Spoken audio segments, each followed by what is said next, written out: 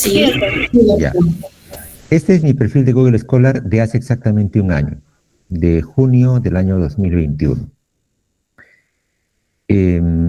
Lo que tienen que hacer simplemente es, bueno, la forma como yo lo hago siempre, que soy medio narcisista, es poner mi nombre en Google, entran, y la tercera o cuarta opción dice Pedro Jesús Mendoza Arana, Google Scholar. Hacen clic ahí y los va a llevar a esta página.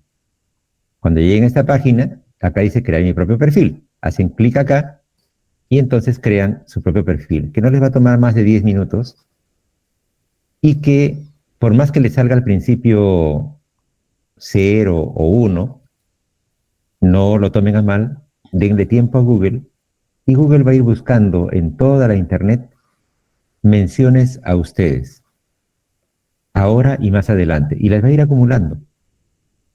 Como les digo, este era mi perfil del año pasado, yo tenía en ese momento 228 citas identificadas por Google, y tenía un indicador que se llama el índice H, que era de 9. Además, les dice cuáles son los artículos por los cuales lo están citando, cuántas citas tiene cada artículo y cuándo se publicó cada uno de ellos y en dónde. Ahora, eso tiene algunos temas, porque, por ejemplo, este artículo de acá no es mío, es de un P. Mendoza, que no soy yo, es un homónimo. Pero hay una opción para que ustedes identifiquen eso y lo retiren. Entonces, yo lo retiré y entonces mi perfil de este año es este de acá. Ahora ya tengo 10. Mis citas subieron de 228 a 402 en este año que ha transcurrido. Este sigue siendo mi artículo más leído, un artículo con Gloria Arbeláez, y que el año pasado tenía 28 citas, ahora ha subido a 83. Y el artículo sobre la violencia, el programa terapéutico de hombres violentos, ya no está, ya no figura. Figura así esta y esta de acá, ¿no? Y otros artículos que van subiendo de lectoría. Entonces, mi recomendación, jóvenes, es que saquen su perfil de Google Scholar y dejen que Google trabaje para ustedes. Ahora, como les decía, ya si están pensando con más seriedad en docencia universitaria, saquen también su perfil de lo que se llama el CTI Vitae. El CTI Vitae significa el Currículum de Ciencia, Tecnología e Innovación, que es una base de datos que está en Concitec. Entran a la base de datos de Concitec o hacen lo mismo que hicieron hace un ratito, pero ponen, en vez de poner Google Scholar, ponen Concitec, que es la primera que sale cuando hacen la búsqueda con mi nombre. Y luego ponen igualito hacer su propia ficha y ustedes hacen su propia ficha. Toma un poco más de tiempo, porque a diferencia del anterior, que es búsqueda de Google, aquí son cosas que ustedes van cargando. Te dirán, oh, pero eso cansa, profe.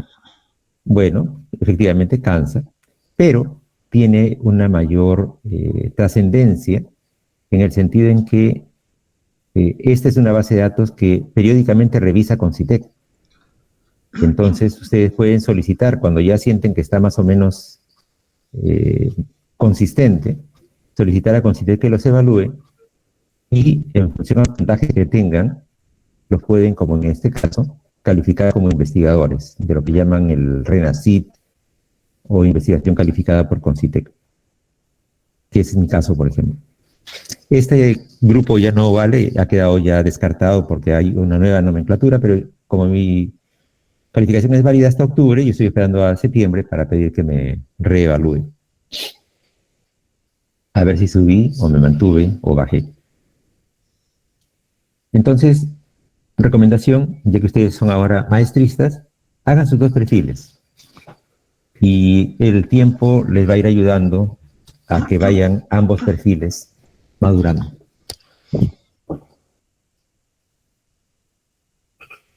Y bueno, para aquellos que estén interesados en investigar en sistemas de salud, quien les habla coordina un grupo de investigación en la universidad que se llama el Grupo de Investigación Systemic, en el cual llevamos a cabo proyectos, incorporamos también tesistas para orientarlos, si es que la tesis tiene que ver con lo que trabajamos en el grupo. Entonces, estamos ahí siempre receptivos a nuevos tesistas.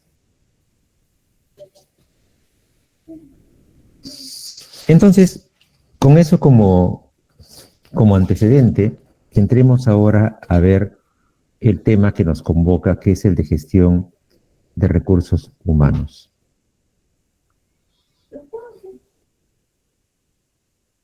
Estoy saliendo de rato en rato porque hay quienes están ingresando con un correo diferente al institucional y entonces tengo que dejarlos entrar. Les pido disculpas por ese pequeño inconveniente.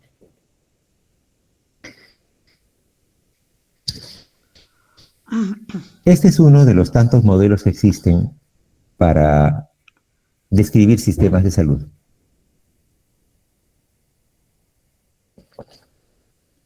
Se llama el modelo de los bloques constitutivos.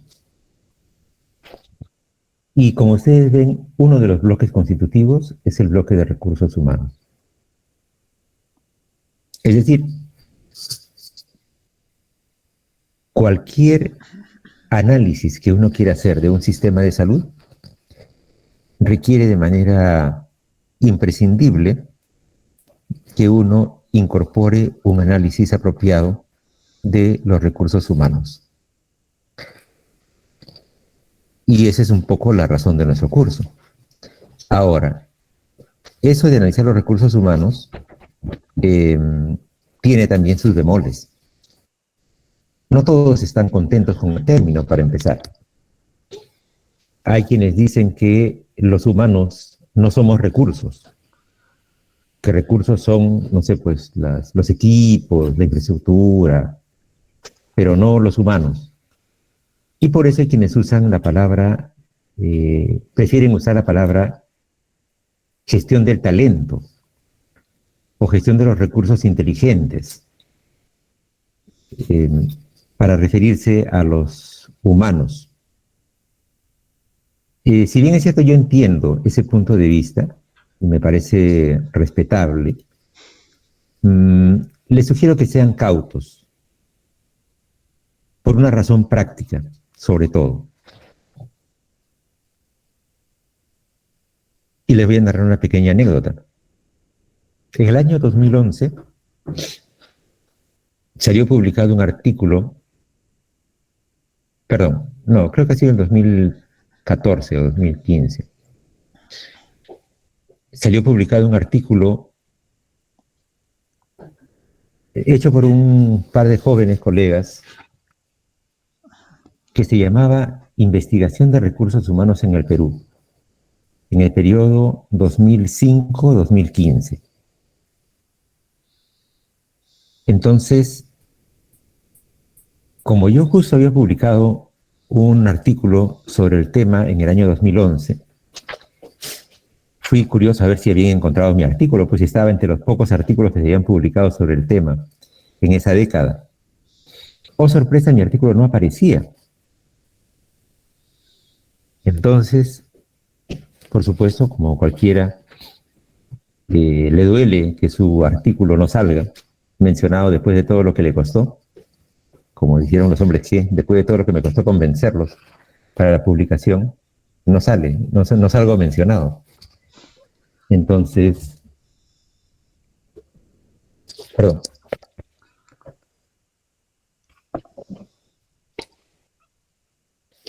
Me puse a leer el artículo para ver en qué se habían equivocado, que no me encontraron.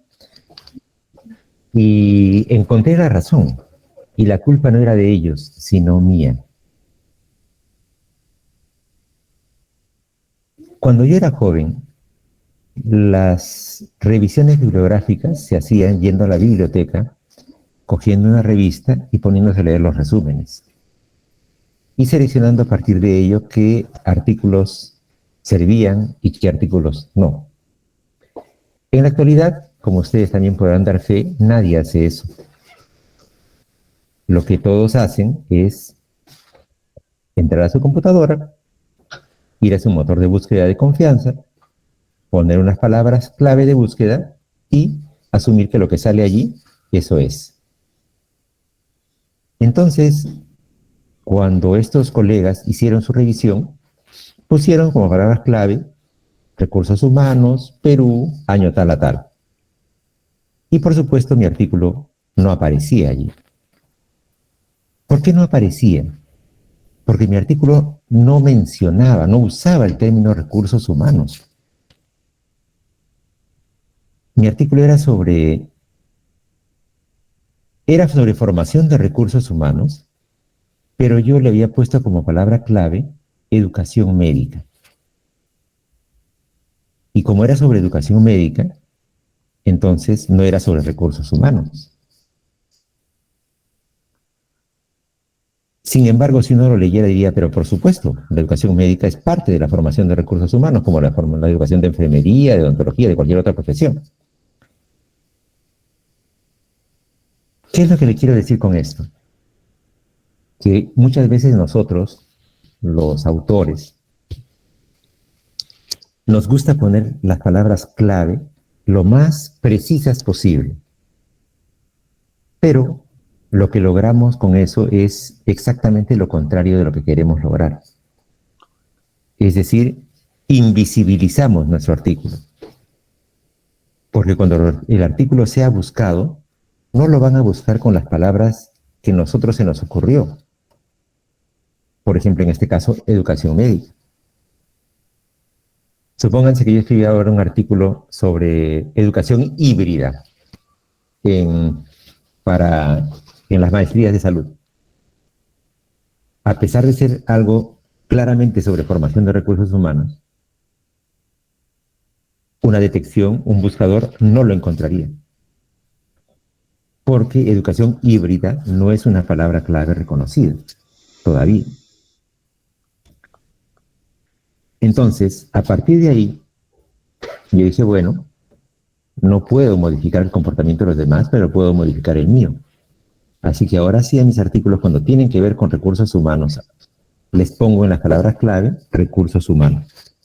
Y de esa manera me aseguro de que la próxima que alguien haga un estudio interesante, como el que hicieron estos colegas que menciono, sí lo encuentren. Por lo tanto, como les digo, si bien es cierto, uno puede discutir el término recursos humanos, lo real es que ese recurso es el término oficial, es el término vigente, es el término que todos usan y por lo tanto nosotros lo usamos también. Cuando el doctor Ayala me pidió que organice este curso, no para ustedes, porque lo he dicho ya hace varios años, me dijo, doctor Mendoza, ¿usted puede dictar un curso sobre recursos humanos para la medicina de salud pública? Y yo le dije, por supuesto que sí. Es un tema en el cual algunas personas dicen que algo sé. Es más, hasta a mí me están convenciendo. Pero me quedé pensando, como dijo el filósofo Pérez Bolaños, o Gómez Bolaños, perdón, ¿qué me habrá querido decir? ¿De qué podríamos hablar cuando hablamos de recursos humanos y salud pública? De recursos humanos para la salud pública, gente como ustedes o como quien les habla, que está dedicada o quiere dedicar su vida profesional a la salud pública. Nosotros somos recursos humanos para la salud pública, por supuesto.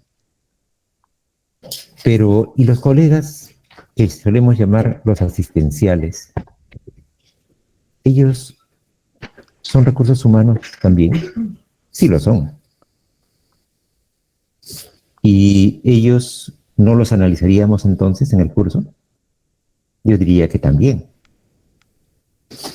Entonces, cuando hablamos de recursos humanos y salud pública, vamos a hablar de dos tipos de recursos humanos. De los recursos humanos para hacer las tareas que corresponden a salud pública, pero también de recursos humanos para la salud individual, si lo quieren así, la atención de salud, pero que también es responsabilidad de la salud pública que eso se haga. Porque finalmente la salud pública es eso. Como diría alguna vez un colega, es la salud individual en gran escala también. No podemos antagonizar que o se hace salud pública o se hace salud individual. Tienen que ser términos inclusivos. Entonces vamos a ver esos dos ángulos del tema.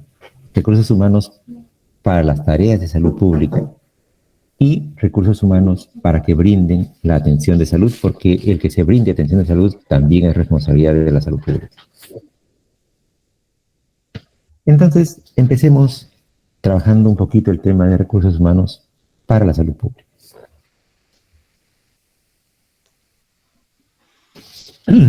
No es que tenga nada de fijación con el tío Sam, pero debo reconocer que el Departamento de Recursos Humanos del Gobierno de los Estados Unidos tiene una taxonomía muy buena y es muy fuerte. Ellos tienen bien caracterizados los perfiles de lo que ellos llaman los profesionales de la salud pública, o como ven ahí, the Public Health Workforce, es decir, la fuerza de trabajo en salud pública. Y tiene por lo menos todos esos puestos de trabajo con perfiles y códigos asignados dentro de un clasificador de recursos humanos.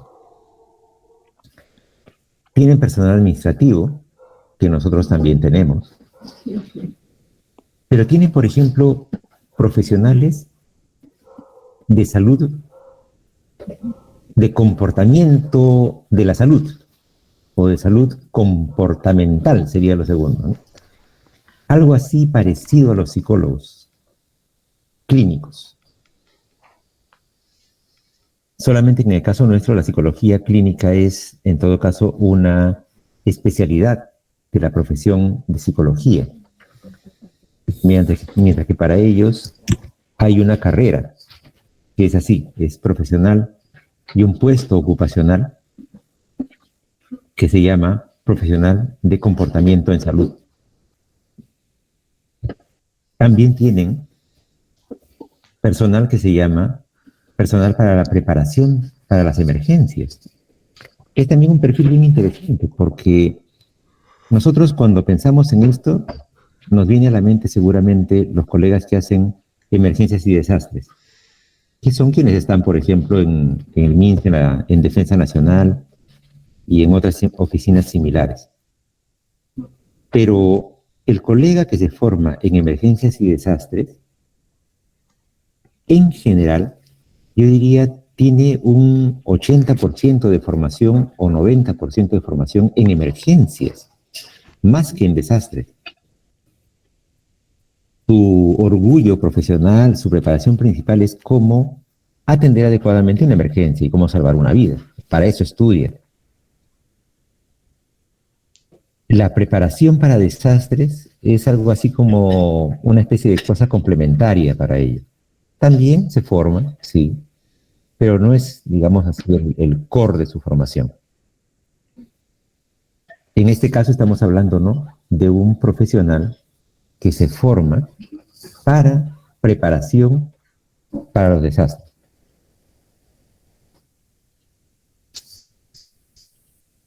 Es un perfil diferente. Luego tenemos trabajadores de salud ambiental, que eso también tenemos en el país. Bueno, ya vamos con 2 de 4. Luego tienen epidemiólogos. Para mí los epidemiólogos son un caso bien interesante, porque dentro de las diferentes áreas que comprende la salud pública, son el área que ha logrado mejor caracterización.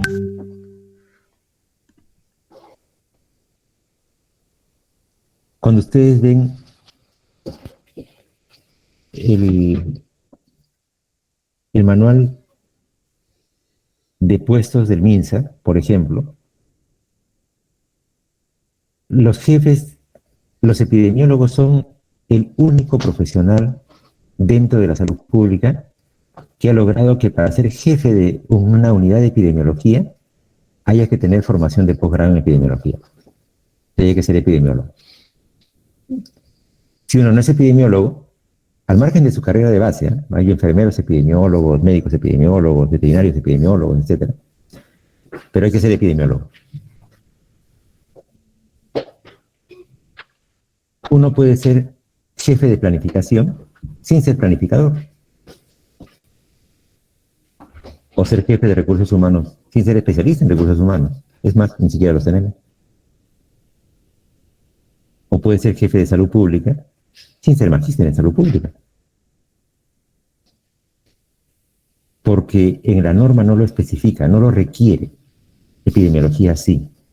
Y eso es un triunfo de los epidemiólogos, un logro de los epidemiólogos. Yo confío en que a medida que nuestro sistema de salud vaya madurando, los demás puestos también se vayan profesionalizando de esa misma manera. Y que si uno quiere o a uno le van a encargar que se desempeñe en un área de salud pública, tenga que tener o un posgrado en salud pública o uno más específico, como epidemiología o planificación o gestión. Porque también ahora uno puede hacer cualquier puesto de gestión sin haber hecho un posgrado en gestión. Simplemente porque tiene la profesión de base que es de salud. Eso significa que todavía esa área está poco profesionalizada en el país.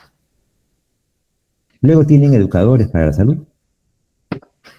No colegas como nosotros que hacemos charlas. Yo hago charlas 1 o 2 veces al mes como parte de mi trabajo.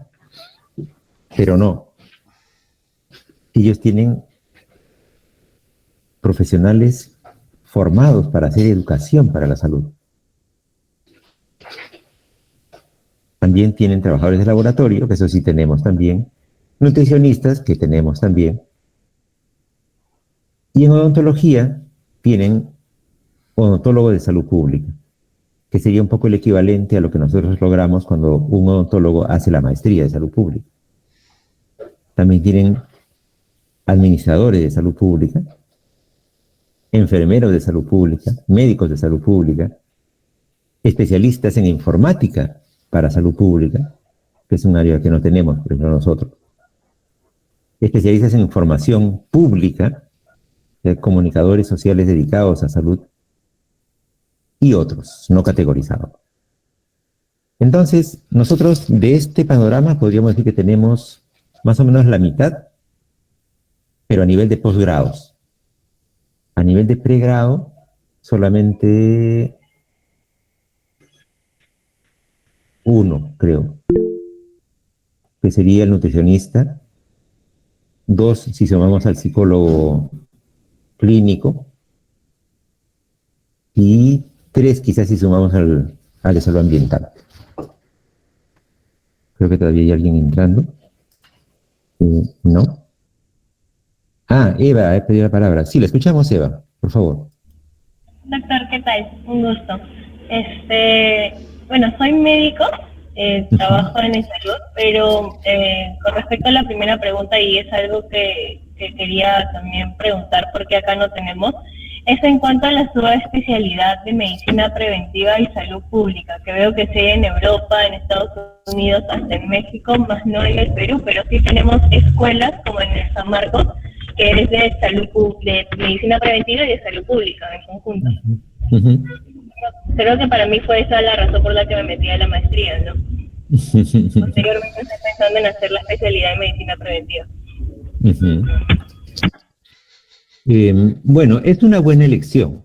En economía hay un término que significa, el término es second best, que significa literalmente el segundo mejor.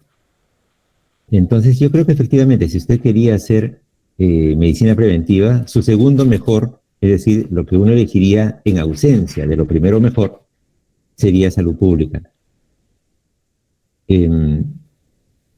Ahora, pero digamos así, lo que eso va a implicar para usted, ¿cuál es su nombre? Eva Rodríguez. Eva. ¿Eva? Sí, doctor, Eva Rodríguez. Ah, ya. Entonces, le decía a Eva que lo que esto va a significar para usted es que usted va a ir construyendo su perfil. Porque hasta donde yo recuerdo, Me corrigen también con toda confianza, yo suelo equivocarme con cierta frecuencia. Nosotros en la maestría no tenemos un curso sobre medicina preventiva. Es más, en el pregrado tampoco tenemos un curso de medicina preventiva, no solamente ya en San Fernando, sino que yo recuerdo que ninguna carrera de medicina de Perú tiene algún curso que se llame de medicina preventiva. Lo cual es bien interesante, ¿no es cierto? Es una muestra del enfoque o de los sesgos que solemos tener los que hacemos los currículum de medicina o los currícula de medicina. Que hablamos de lo importante que es la prevención, pero no le dedicamos un espacio. Y el argumento explicativo suele ser, no, es que es tan importante que se tiene que hacer en todos los cursos. Pero como sabemos también, eso suele ser pues una frase tranquilizadora, pero engañosa. Porque en términos reales, prácticos, si uno cree que hay un tema importante en la formación médica, tiene que convertirlo en un curso. No hay otra forma. Lamentablemente. Que además de ese curso pueda hacer otras experiencias, fenomenal. Pero sin curso no funciona. Entonces, me parece un tema muy bonito. Yo lo voy a anotar porque estoy justo preparando una conferencia sobre educación médica para el día 5 de agosto. Y este tema que usted menciona no lo había visualizado todavía, así que lo voy a poner acá como el aporte del día. Formación en medicina preventiva para incluirlo en mi conferencia. Muy bien. Muchas gracias, Eva. Pero entonces le deseo suerte en su proceso de construcción. Gracias, doctor. Ahora, les he mencionado hasta este momento a los recursos humanos que podríamos llamar de nivel a los salubristas operativos, a los que llevan a cabo la construcción de la salud pública. Sin embargo, hay un nivel un poco más complejo que ese, que está en este artículo. Yo les sugiero que lo lean, es un artículo de mi autor favorito, o sea yo, que se llama Recursos Humanos en Salud, Complejidad y Límites de la Formación de Recursos Humanos Especializados. Y en donde reflexiono acerca de qué se requiere para poder trabajar propuestas de reforma en salud. ¿Quiénes hacen la propuesta de reforma en salud? ¿Y por qué es importante esa pregunta? Lo vamos a llevar un poco al campo clínico. En sus respectivas profesiones, probablemente hay algún área que ustedes consideran que sería impensable que alguien que no es de la profesión la realice. ¿No es cierto? A ver, había un colega, la colega que comentó que era de medicina veterinaria. ¿Quién era? Betsy, doctor, yo. Betsy. A ver, Betsy, dígame usted algún tipo de intervención que usted dijera, esto obviamente lo tiene que hacer un médico veterinario, pues alguien que no es veterinario no lo puede hacer. Deme un ejemplo de eso. Debe haber muchos, pero deme un ejemplo cualquiera. Atención a mascotas. ¿Habla en clínica o en lo que es sector salud? Como usted prefiera. Si es directamente en mascotas, tendríamos que actuar un médico veterinario. Ya, muy bien. Ya, digamos, atención de enfermedades de las mascotitas sería para Betsy una cosa que diría obvio, pues, o sea, no vas a llevar a un profesional que no es veterinario para que haga eso. Correcto. Eva, ¿usted qué profesión? Usted es médico, me dijo, ¿no? A ver, dígame usted algo que de la parte clínica médica, que usted diría, esto es obvio que lo tiene que hacer un médico, pues no lo va a hacer alguien que no es médico. A ver, tal vez la prescripción de medicamentos, creo que es así solamente los médicos. Ya, muy bien. En hospitales, en centros de salud donde hay médicos, porque por lo que yo sé, a veces cuando no hemos tenido médicos y ha estado solamente la obstetra, por necesidad ella ha tenido que recetar, ¿no? Ya. A ver, hay medicamentos propios de algunas áreas que sí pueden ser prescritos por otros profesionales, ¿no? Pero efectivamente, probablemente el acto de prescripción de los medicamentos propios de la carrera es uno de los actos muy distintivos. Muy bien. Entonces, podemos seguir buscando ejemplos, pero creo que cualquiera de nosotros tiene claro, dentro de su respectiva carrera, algo que diría, no, pues esto tiene que ser alguien. Y si le pregunto, ¿y por qué? Seguramente va a decir, pero profesor, lo que pasa es que para poder hacer esto, para cuidar la mascota, para prescribir un medicamento especializado, uno estudia, pues, o sea, no solamente es agarrar el papel y escribir. Uno ha estudiado farmacología, en nosografía, semiología, todos los elementos que le permiten poder escribir al final esa propuesta, esa receta, ¿no? Y lo mismo si es el cuidado de la mascota, ¿no? O sea, se supone que he estudiado enfermedades de las mascotas, anatomía de las mascotas, fisiología de las mascotas, farmacología veterinaria, y en fin. Entonces, curiosamente, cuando llegamos a las más complejas de las decisiones del sector, es decir, hacer políticas de salud y propuestas de reformas, desaparece la especialidad. No la especialidad, desaparece la formación. Entonces, cualquier persona se siente con derecho a decir, bueno, sí, yo puedo hacer una propuesta de política. Y entonces yo le pregunté, ¿pero usted ha estudiado de alguna manera teoría política, teoría del Estado, economía de la salud, sociología, antropología aplicada, salud pública, algo que le permita entender qué es una política de salud?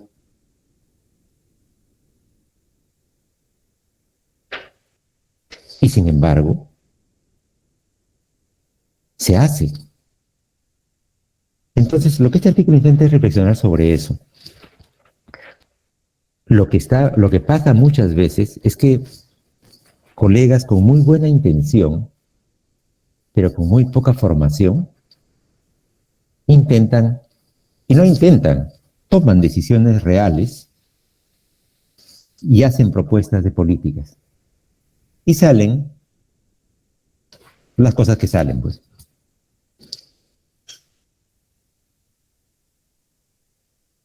Entonces,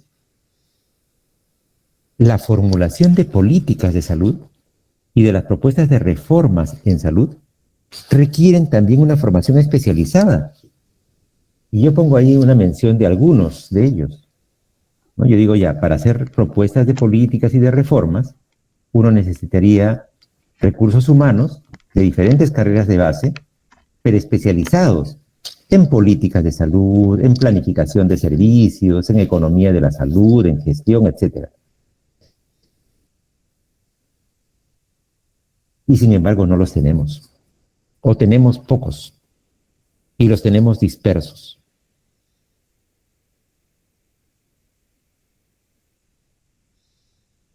Entonces, creo que es importante hacer notar esto también, porque así como hablamos mucho ahora del intrusismo entre profesionales asistenciales y de la reserva de campos de ejercicio, exactamente lo mismo podríamos decir acá, pero está menos visibilizado. Se considera que cualquier persona o cualquier colega de cualquier profesión lo puede hacer porque es profesional, pues. Y no es así. Entonces, además de lo que hemos hablado de la necesidad de irnos profesionalizando cada vez más en los diversos temas de la salud pública, a nivel de la operación de la salud pública, del ejercicio de la salud pública, también deberíamos hablar de una formación a nivel del diseño y de la formulación de las políticas de salud. Hasta ahí entonces esta breve reflexión que tiene que ver sobre todo con los recursos humanos para la salud pública. Que además, y anticipo algo que voy a ver un poquito más adelante, pero lo voy haciendo el puente, nos lleva al hecho de que, uno, no tengamos definidos los puestos. Como no tenemos definidos los puestos, no podemos saber o no sabemos las brechas. Y como no sabemos las brechas, no sale en ninguna parte. Hablamos de la brecha de recursos asistenciales, pero no de la brecha de recursos de salud pública. Es invisible. ¿Existe? Por supuesto que existe. Es tan dramática o más dramática que la otra brecha. Pero como acá no tenemos la tipificación de puestos, entonces ni siquiera los incluimos, salvo a uno o dos, que los voy a mencionar a continuación.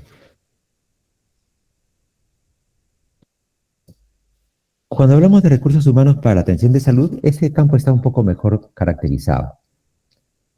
Ahí sí tenemos puestos laborales, plazas, perfiles ocupacionales, competencias bien definidas, programas formativos, etcétera, etcétera, etcétera. Hasta tenemos nuestro observatorio. Como ustedes saben, el Ministerio de Salud tiene el llamado observatorio. Esta es una captura de pantalla del Observatorio de Recursos Humanos que está bajo la responsabilidad de la Dirección General de Personal de Salud del Ministerio de Salud. Esta oficina que queda, o quedaba por lo menos hasta la última vez que fui, en la cuadra 8 de la avenida Arequipa. Yo no sé si ya se mudaron, pero hasta cuando fui estaba por ahí. Entonces, allí se llevan las estadísticas de disponibilidad de recursos humanos, en este caso de MINSA y gobiernos regionales por departamentos. No es que no haya entrado después del 2020, entro de vez en cuando. He entrado la semana pasada y esta es la última que está disponible con este tipo de gráfico. Lo cual ya no habla tan bien del observatorio, porque en todo caso ya tiene 2 años o casi 2 años de retraso. Pero por lo menos hasta el 2020 tenemos las tablas y los gráficos.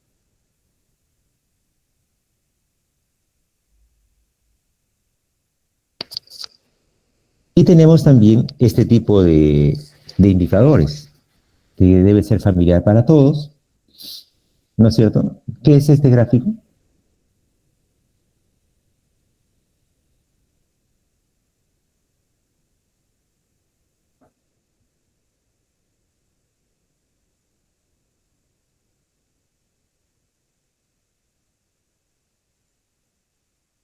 ¿Nadie lo reconoce? No lo puedo creer.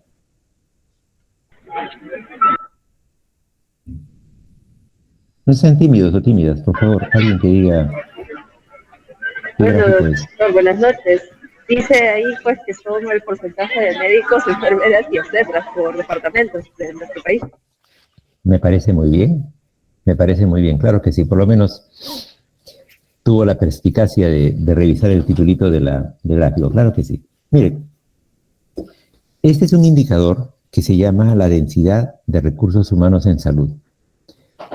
Es un indicador promovido por la Organización Mundial de la Salud para poder tener una idea de cuál es la disponibilidad de recursos humanos para la atención de salud a nivel mundial. Y ellos recomiendan sumar el número de médicos con el de enfermeros y el de obstetras, que es lo que definen como el equipo básico de salud para alcanzar los objetivos de desarrollo del milenio, o de desarrollo sustentable ahora. Y esa suma, dividirla entre 10.000 habitantes. A ese índice se le llama el índice de densidad de recursos humanos en salud. Si hacemos eso en el Perú, en promedio, nuestra densidad al 2017 era 31.9. Me parece que ahora estamos en 32.2 o algo así. Pero digamos, redondeando 32. Ese es el promedio nacional. Esta figurita que ustedes ven en la barra inferior. Esta de acá. Significa que tenemos por cada 10.000 habitantes en el Perú 12.8 médicos, 14.1 enfermeros y 5.0 obstetras. Pero fíjense lo siguiente. Siendo el promedio nacional 32, hay regiones, como por ejemplo San Martín, Loreto, Piura, Cajamarca, que están básicamente alrededor de 20. 19, 19, 19, 23, alrededor de 20. Y hay regiones, como por ejemplo Callao, Apurímac, Tacna, Moquegua, Arequipa, que están por encima de 40. Es decir, la disponibilidad de recursos humanos en salud en estas 5 regiones es el doble que en estas 5 regiones de acá. Eso se llama inequidad en salud. Y es uno de los problemas de salud pública más serios que tenemos en el país. Y está así desde hace décadas. El estudio más antiguo que yo he podido encontrar sobre este tema se llamó el ANSA Perú, Análisis del Sector Salud del Perú, realizado en 1984, 94, 2004, 2014, 2024, hace casi 40 años.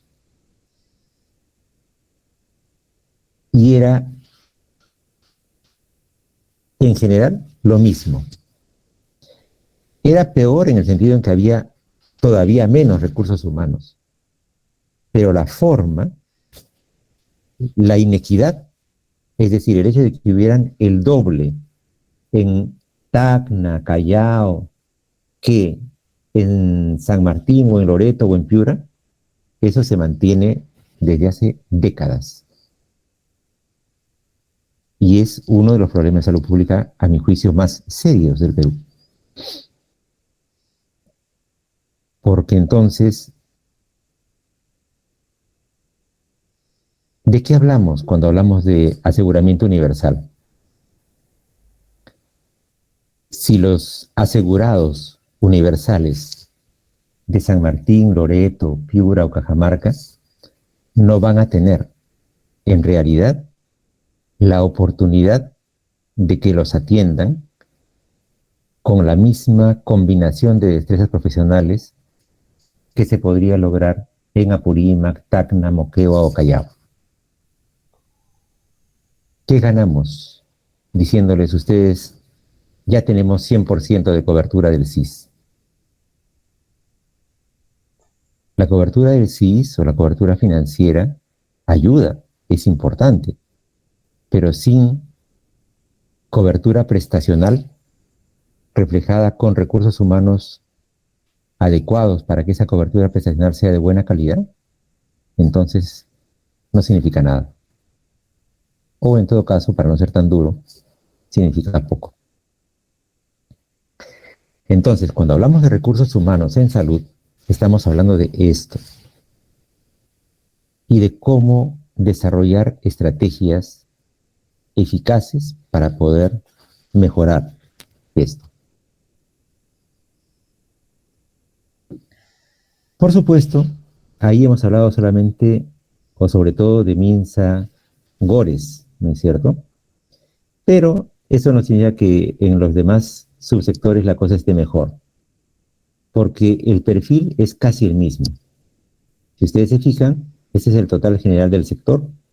Acá está MINSA y gobiernos regionales, que tiene, claro, en volumen mucho más personal que salud, y a su vez ya en un volumen mucho menor están la Policía Nacional, Fuerzas Armadas, el CISOL, el INPE, pero en cuanto a estructura es lo mismo. o es peor todavía. Por ejemplo, en el MINSA, por lo menos acá tenemos registrados, perdón, tenemos en total 112 ingenieros sanitarios, los 112 en el MINSA Gores.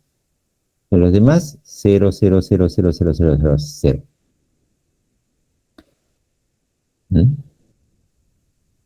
Químicos. Entiendo que son... Ah, no, acá están los químicos farmacéuticos. Estos son los químicos. Ya, aún así, químicos, 68. 61 en el MINSA Gores, 6 en el Salud, 0 en la Policía, 1 en las Fuerzas Armadas, 0, 0, 0, 0, 0. Químicos farmacéuticos. En todo CISOL, que es una red bastante amplia, hay solamente uno. O bueno, había uno al 2017 registrado en el Inforus o en el ORUS. De repente ahora ya ha mejorado. Pero entonces el perfil de desigualdad y de insuficiencia de recursos humanos se ve, yo diría, en todos los subsectores, y si hacemos esto en versión mapa, probablemente sea todavía más desolador que el que ya hemos visto.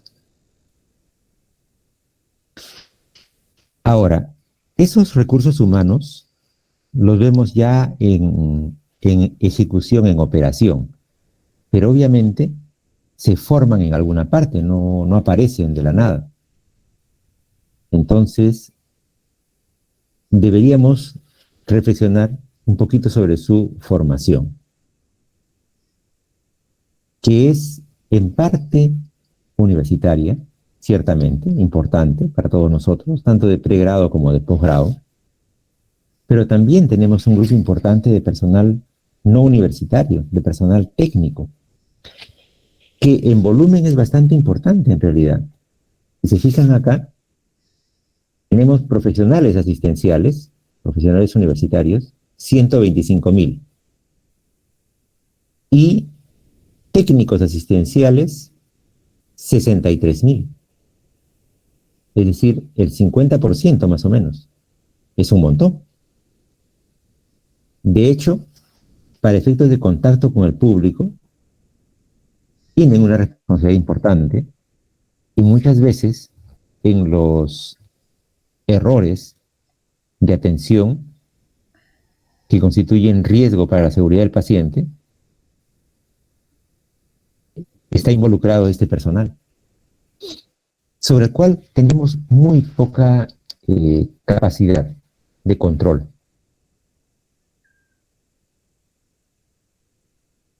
Entonces, lo pongo acá solamente para alertar, porque finalmente es personal que también interviene en el proceso de atención, pero sobre el cual, quizá debido a que no tiene, digamos, las decisiones de alto nivel, no se le presta mucha atención, pero es el que ejecuta, es el que cuida, es el que atiende, el que ordena los medicamentos, el que los entrega, el que tiene que revisar las recetas, el que las interpreta o lee. Es este personal. Rara vez es el químico farmacéutico. Acabamos de ver estadística que dice que en CISOL, entonces solo hay un solo químico farmacéutico. Entonces, ¿quiénes atienden en todas las farmacias de CISOL? Técnicos en farmacia. Entonces, este personal es importante. Y deberíamos, por lo tanto, en nuestras reflexiones y en nuestra gestión de la salud pública, prestarle también la debida atención. Bueno, eso es un poquito... ¿Alguien ha pedido la palabra o alguien desea entrar? No, una pregunta, profesor. Claro que sí. ¿A qué se refiere con técnicos sanitarios, fuera de esos términos? Los técnicos sanitarios son personal que ha sido formado en institutos para hacer labores de lo que llamaríamos nosotros salud pública, que no se ven en las zonas urbanas. En general, por ejemplo, en las zonas rurales, son los que hacen o colaboran con personal de salud que los pueda supervisar, en hacer, por ejemplo, todo el tema de protección de fuentes de agua, abatización, control de vectores, fumigaciones, etcétera. Ese es personal técnico sanitario. Gracias. ¿Por qué? Muy bien, entonces decíamos, ya esto es un poco lo mismo. Y afortunadamente, en esta preocupación por la calidad, claro, la formación la hacen las facultades, en el caso de los profesionales universitarios, y los institutos, en el caso de los profesionales no universitarios, pero afortunadamente, decía, tenemos ya un sistema de control de la calidad formativa en el país, que está compuesto para el lado universitario por la Superintendencia de Educación Superior Universitaria, la SUNEDU, lamentablemente atacada por los esfuerzos de los interesados en el Congreso, y que está ahorita aprobada en primera votación la recomposición de su comité directivo. Yo espero que no prospere, que reflexionen los congresistas antes de la segunda votación y no la aprueben, pero dudo que suceda porque, repito, ahí no hay un problema de conflicto de intereses, porque esos intereses no están en conflicto, son claramente hegemónicos. Y ahí están los intereses en juego de las universidades que han sido privadas de su licencia. Entonces, en fin, estamos en compás de espera para ver qué va a decidir el Congreso. Me parece lamentable porque, como vamos a ver en la clase al respecto, SUNEDU logró en su corta existencia lo que ninguno de sus antecesores había logrado, que era justamente cerrar o retirar la licencia a casi un tercio de universidades que no cumplían con los estándares, y en el caso de los programas que tenían que ver con formación de profesionales de salud, a un buen número de ellos. Ojalá que se rectifique el Congreso. Además de SUNEDU, tenemos el CINEACE, el Sistema Nacional de Evaluación, Acreditación y Certificación de la Calidad Educativa, que tiene 3 brazos. Lo interesante de CINEACE es que, a diferencia de SUNEDU, que ve solamente universidades, CINEACE, decía, tiene 3 brazos. Un brazo que se llama CONEAU, que ve universidades, la acreditación de universidades. Un brazo que se llama CONEACES, que ve la acreditación de institutos, y por lo tanto tiene que ver con eso que acabamos de comentar de los técnicos. Y IPEBAS, que es el tercer bracito, que ya no tiene nada que ver con nosotros, por lo menos en primera instancia, que es el que ve acreditación de centros educativos de educación básica regular. Además, el CINEACE tiene otra área que ya no ve acreditación, sino que ve certificación, y es justamente la que se encarga de que nosotros, todos ustedes y quien les habla, cada 5 años tengan que acercarse a su respectivo colegio profesional para revalidar su certificación profesional. De hecho, yo tengo que ir este año, me acabo de acordar. Ya se me venció mi certificación. Por lo tanto, de eso se trata un poco el panorama de nuestro curso de gestión de recursos humanos, mis estimados colegas. La forma que vamos a llevar a cabo es la siguiente. A partir de la próxima semana, vamos a dividir, mejor dicho, vamos a dividirlo ahora. Le vamos a pedir al doctor, al delegado, es el doctor Rocha, me parece. Bueno, era con R, creo. Le vamos a encargar la tarea de hacer, digamos, el sorteo o lo que sea.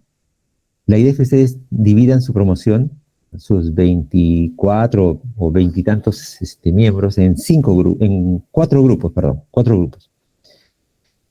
que van a tener a su cargo cada una de las próximas 4 sesiones, de las 5 que tiene nuestro curso. Y van a hacer lo siguiente. Perdón, antes de eso.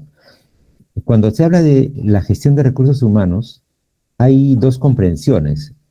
La gestión de recursos humanos macro, que es la que acabamos de delinear, pero también la gestión de recursos humanos entendida como un sistema administrativo. Es decir, cada institución en la cual trabajan recursos humanos de salud tiene que tener estructurada un área de gestión de recursos humanos,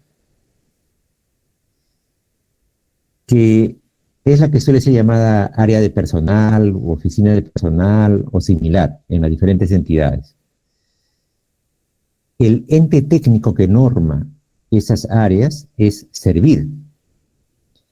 Y Servir ha estructurado de una manera bastante completa, diría yo, lo que son los procesos técnicos de gestión administrativa de recursos humanos. Entonces, esto también es algo que vamos a ver en el curso. Uno de los grupos lo va a estudiar con detalle y lo va a presentar en la semana correspondiente. Y finalmente, algo que también vamos a ver en el curso es qué se está investigando en el tema de recursos humanos en el Perú. De hecho, ese es un punto que me interesa de manera muy especial. Vamos a tratar de coordinar con el grupo que le toque esto, porque como les digo, yo estoy preparando esta conferencia sobre recursos humanos y el tema que le pienso dar es justamente investigación en recursos humanos, especialmente en medicina. Entonces, no es eso lo que van a exponer, se le va a pedir al grupo que exponga el conjunto de recursos humanos, pero yo voy a encargarme un poquito más de la parte de medicina, pero igual, si podemos dialogar o colaborar, para mí va a ser muy interesante. Entonces, las próximas 4 sesiones van a ser las siguientes. La próxima semana, es decir, el día viernes 8, vamos a tener el taller sobre planificación de recursos humanos. El día 15, el taller sobre formación de recursos humanos en salud pública, para poder enfocarnos un poco mejor. Porque si hablamos de formación de recursos humanos en general, es muy vasto y nos podemos, digamos, diluir. Entonces vamos a tratar de enfocarnos en salud pública, tanto de pregrado como de posgrado. Luego, la siguiente semana, que ya vendría a ser 8, 15, el 22, veremos los procesos técnicos de gestión de recursos humanos, lo que les acabo de mostrar, que es lo que norma Servir. Y el día 28 tendríamos en la exposición del grupo que va a haber investigación en recursos humanos en salud. Como les digo, con este grupo, me gustaría que una vez que esté identificado quiénes son, tener una pequeña reunión para ver si colaboramos o me apoyan o nos apoyamos, porque lo que ustedes van a trabajar para su exposición probablemente tenga mucho que ver con lo que yo voy a exponer también en la Academia de Medicina el día 5 de agosto. Doctor. Buenas noches, doctor. Sí, escucho. ¿Sí? ¿Me escucha? Doctor, sí, le saluda María Tolentino, soy subdelegada también del grupo B, y ya tenemos conformados los grupos. Ya. Somos 4 grupos ya. Me alegra mucho. Ya, excelente, María. Entonces, lo único que habría que hacer ahora es que hagan su sorteo y sepan quién va a tocar cada tema. Muy bien, gracias. Perfecto, gracias. Ahora,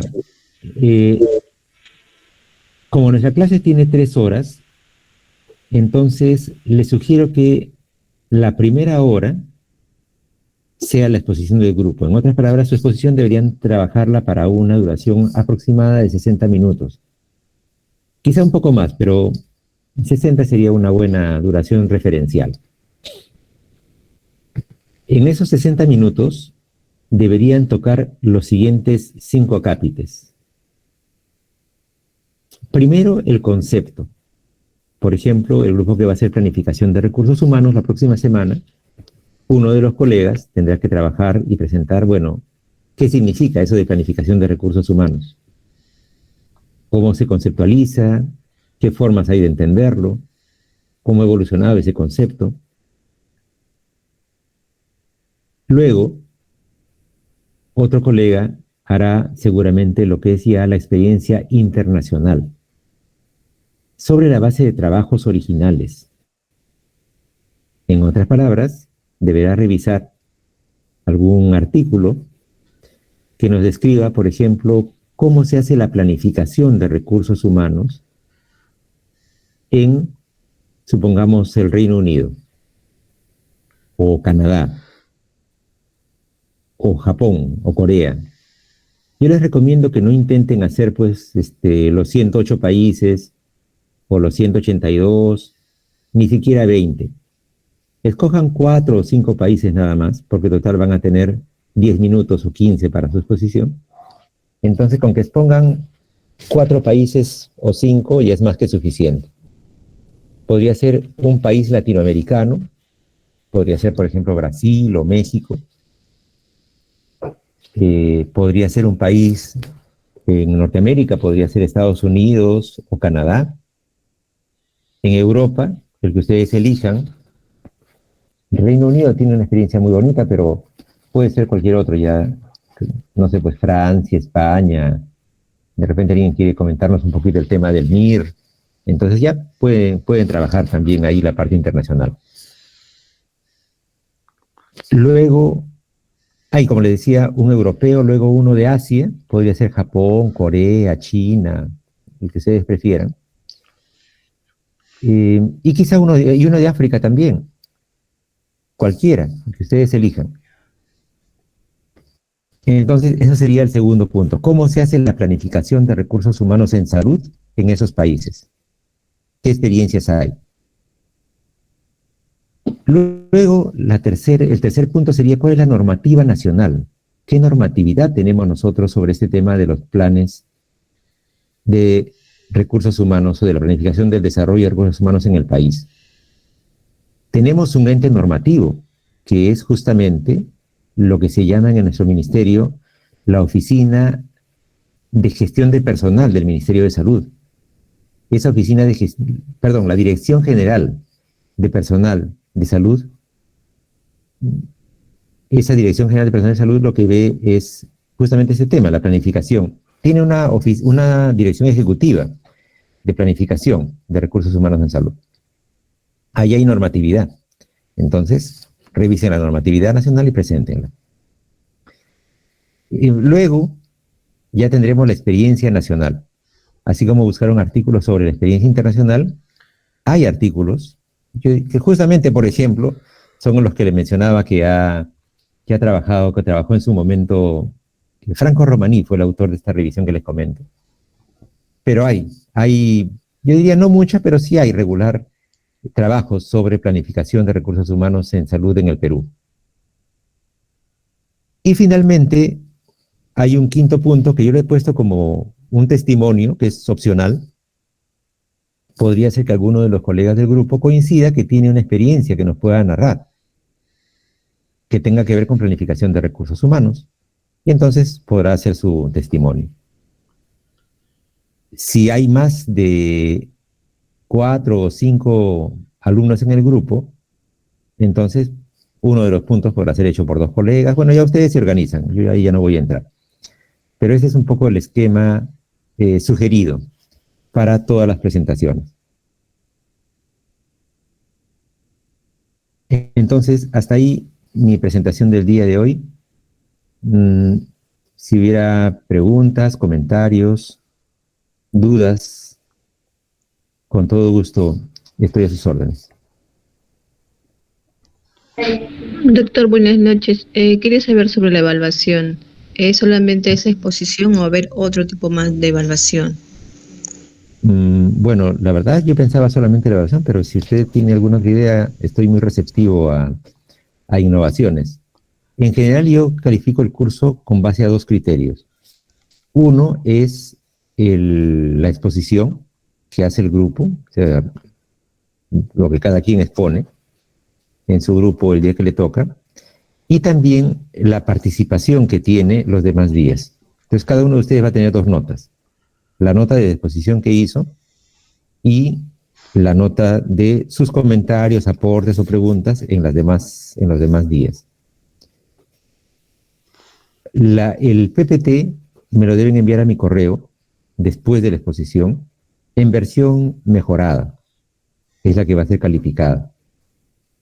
Es decir, ustedes van a exponer después de la exposición, pues claro, les decía, eso es más o menos 1 hora.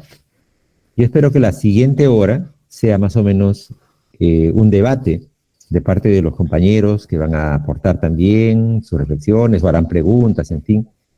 Y luego la última hora de la clase ya es la que yo voy a hacer complementando, comentando, en fin, desarrollando aquellos puntos que quizá no fueron trabajados o fueron trabajados de manera un poco parcial, entonces yo los voy a complementar, esa es mi tarea.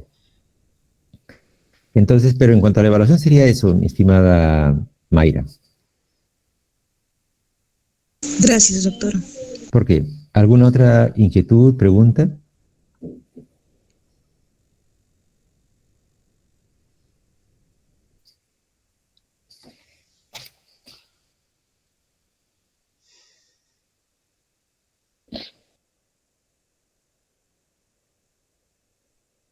Doctor, buenas noches. Disculpe, una consulta. ¿Algún material referencial de repente se nos vaya a proponer a usted o puede ser libre disposición nosotros que vayamos a buscar en frente bibliografía, ¿no?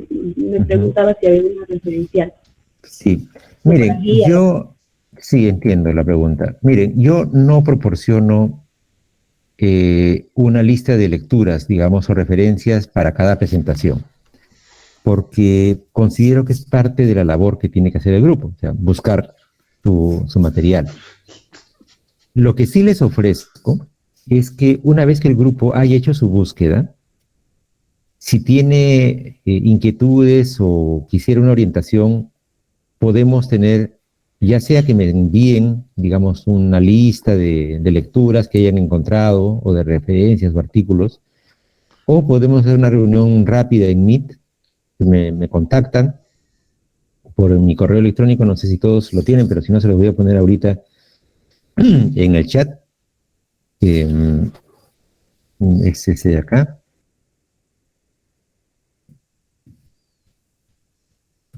Ya. Me pueden contactar y hacemos una reunión, por ejemplo, para el próximo viernes, pueden hacer su búsqueda, digamos, este fin de semana, y de repente lunes o martes nos podemos reunir un ratito para ver qué es lo que tienen ya recolectado y decirles, mira, ¿sabes qué? Esto de acá está muy bien, esto mejor no, orientarlos un poquito, pero es sobre su primera revisión. Esa es una tarea que ustedes tienen que hacer. Sí, Mayra, la escuchamos.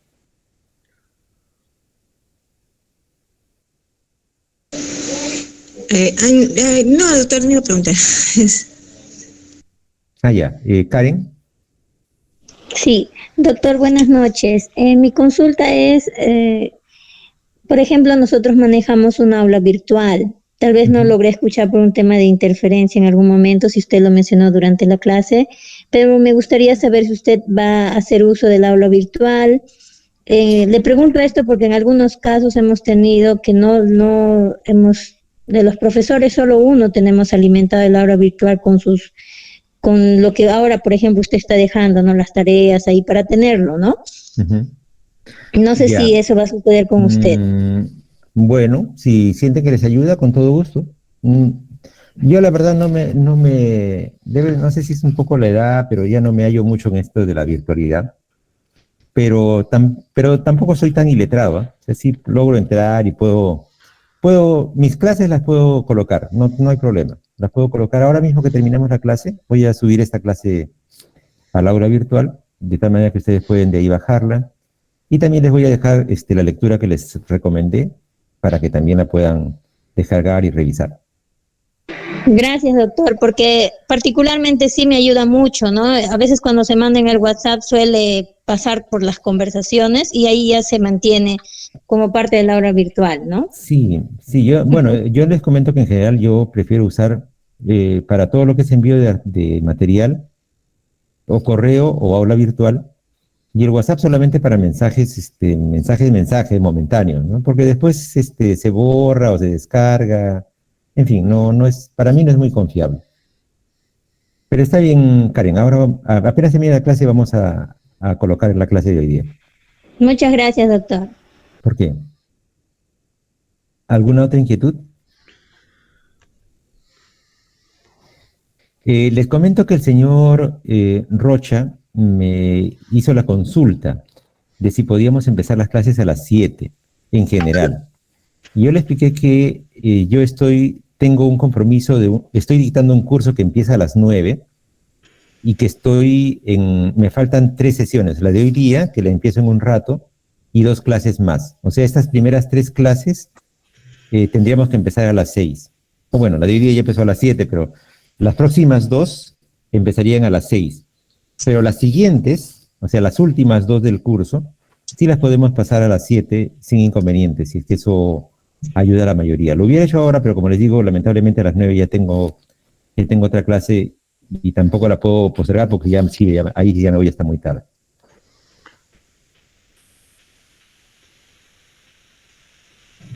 Hola. Sí, escucho. Doctor, ¿qué tal? ¿Cómo está? Desde el inicio de la clase, desde el inicio de la clase estoy tratando de querer comunicarme y no, parece que mi audio me ha fallado. Recién he podido. Es un gusto. Entonces ustedes tienen 2 delegados, el señor Rocha y la señorita... María Tolentino. Un ratito. Tolentino, ¿no? María. Sí, María Tolentino, Ya. así es, doctor. Ya. Sí. Perfecto. Entonces las exposiciones comenzarían desde el 8, doctor, ¿verdad? Exactamente. El 8 Hacen sus 4 grupos, ustedes por favor los asignan. Ahora es más, no sé si les ayuda, igual voy a colgar el PPT, pero puedo copiar en el chat también los 4 temas. Sí, justo ya se los copié en el ya los tienen. Sí, justo estoy retrasado en la tecnología. Ya, está bien. Entonces ustedes lo que tienen que hacer ahí, y eso le pido por favor a usted con la señorita Tolentino, que ya hagan su sorteo, ya ustedes vean la forma más adecuada, de manera tal que el próximo viernes 8, haya un grupo que sí va a exponer. Y como le digo, si ese grupo el día lunes o martes desea conversar conmigo, pásenme un correo y vemos la hora más apropiada y nos reunimos un ratito para ver sus avances y darles alguna orientación. Igual con los grupos de más adelante, o sea, no esperen hasta su semana que les toca. Si ya están organizando su exposición, en cualquier momento lo coordinamos y puedo ir viendo sus avances. Perfecto, doctor.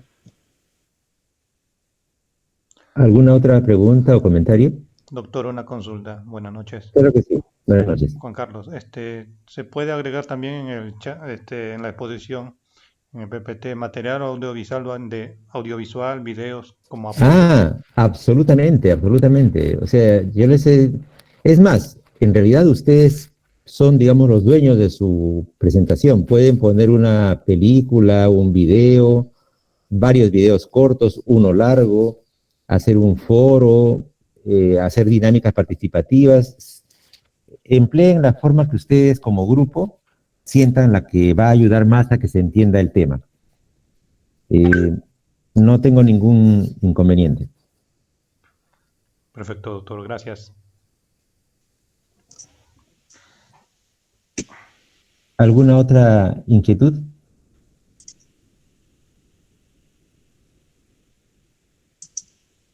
Bueno, jóvenes, entonces ha sido un gusto saludarlos y nos estaríamos viendo el día lunes 8 a las 6 de la tarde. Pájaro en cama.